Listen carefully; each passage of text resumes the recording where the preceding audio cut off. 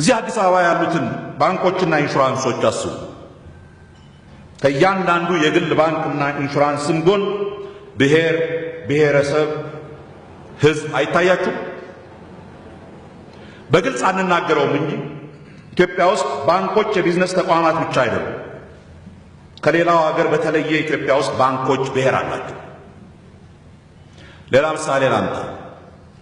የመንግስት ኮሌጆችና ዩኒቨርሲቲዎችን እንተቻለን እንጂ የግል ኮሌጆችና ዩኒቨርሲቲዎችም የዘር ሐረግን መሰረት ካደረገ ቡድንተኛነት የጸዱ አይደሉም።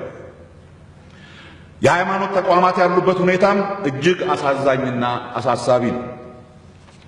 ኢትዮጵያ ውስጥ ዘር በፖለቲካው ብቻ ሳይሆን በሁሉም የኑሮ መስክ ውስጥ የገባ መጥፎ አረም ሆኗል። ይህንን አረም እንዴት ነው የምንነቅለው? በዚህ ረገድ በዚህ አዳራሽ ውስጥ ያላችሁ የሃይማኖት አባቶች፣ የኪነ ጥበብ ባለሙያዎች፣ የቢዝነስ መሪዎች፣ ተመራማሪዎች፣ የሚዲያ ሰዎች ከፍተኛ ኃላፊነት አለባችሁ።